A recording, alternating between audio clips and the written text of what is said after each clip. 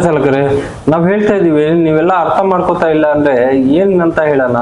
ನಾನ್ ಹೇಳ್ತಾ ಇರೋದು, ನೀವು 10 ಜನ ಸಬ್ಸ್ಕ್ರೈಬರ್ ಆದ್ರೆ ತಾನೆ 10 ಜನ ಡ್ರೈವರ್ ಇದ್ದೀರಾ, ಮತ್ತೆ 10 ಜನಕ್ಕೆ ತೋರಿಸಿ, ಅವ್ರಿಗೆ ಸಬ್ಸ್ಕ್ರೈಬ್ ಮಾಡಿಸಿ. ಸಬ್ಸ್ಕ್ರೈಬ್ ಮಾಡ್ಲಿಲ್ಲ ಅಂದ್ರೆ ನನ್ಗೆ ಅರ್ಥ ಆಗಲ್ಲ ನನ್ಗೆ ಎಷ್ಟು ಜನ ಇದ್ದಾರೆ ಅಂತ.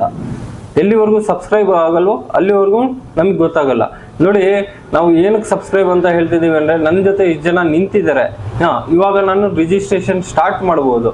ಎಲ್ಲರಿಗೂ ಕರೆದಿ ಒಂದು ಫಾರಂ ಕೊಟ್ಟು ಒಂದು ರಿಜಿಸ್ಟ್ರೇಷನ್ ಇದು ಪ್ರೋಸೆಸ್ ಅನ್ನ ಸ್ಟಾರ್ಟ್ ಮಾಡ್ತೀವಿ.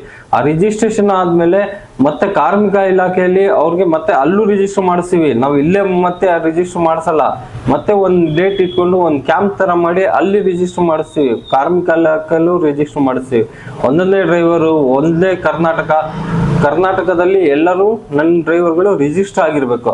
ನೋಡಿ, ಮತ್ತೆ ಇನ್ನೊಂದು ಹೇಳ್ತೀನಿ, ತುಂಬಾ ಪ್ರಾಬ್ಲಮ್ಗಳಾಗ್ತಾ ಇದಾವೆ. ಹೇಳ್ತಾ ಹೋದ್ರೆ ಪ್ರಾಬ್ಲಮ್ಗಳು ತುಂಬಾ ಇದಾವೆ, ಆಯ್ತಾ? ಒಂದೊಂದಾಗಿ ಹೇಳ್ತಾ ಹೋಗ್ತೀನಿ, ಅದು ಕೇಳ್ತಾ ಇರಿ ನೀವು.